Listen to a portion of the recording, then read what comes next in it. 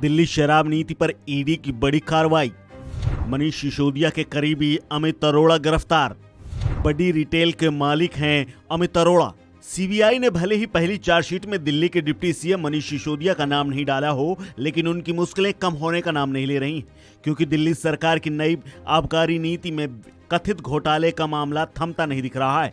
ताजा मामले में प्रवर्तन निदेशालय यानी ईडी ने आज बुधवार को व्यवसायी अमित अरोड़ा को गिरफ्तार किया है। अमित अरोड़ा बड़ी इंटरनेशनल प्राइवेट लिमिटेड के निदेशक हैं। बता दें कि दिल्ली सरकार की नई आबकारी नीति में अनियमितता को लेकर सवाल उठे थे, तो उपराज्यपाल विनय कुमार सक्सेना ने 22 जुलाई को केजरीवाल सरकार की नई आबकारी नीति साल 2021-22 में नियमों के कथित उल्लंघन और खामियों को लेकर इसकी सीबीआई जांच कराए जाने की सिफारिश की थी।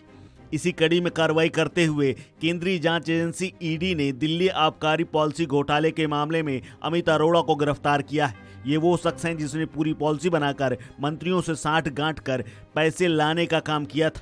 ये आरोप लगाया जाता है और साथ ही कहा जाता है कि दिल्ली की सरकार ने कानून को ताक पर रखकर अमित अरोड़ा को एनओसी दी थी। इस गिरफ्तारी के बाद अब दिल्ली के डिप्टी सीएम मनीष सिसोदिया पर भी शिकंजा कस सकता है।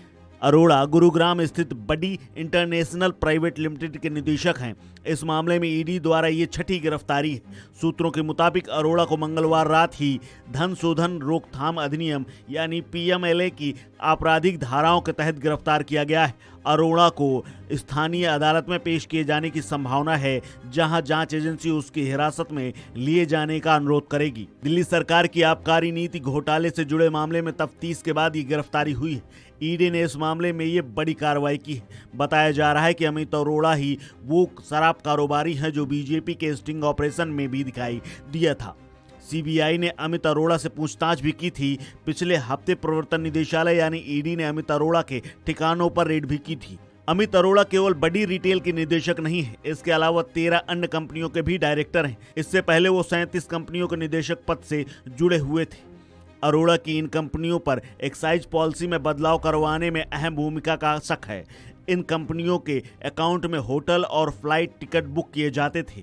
बता दें कि सीबीआई ने कुछ महीने पहले ही इस मामले में एफआईआर दर्ज की थी और उसमें मनीष सिसोदिया का नाम अभियुक्तों की नंबर 1 सूची में डाला था।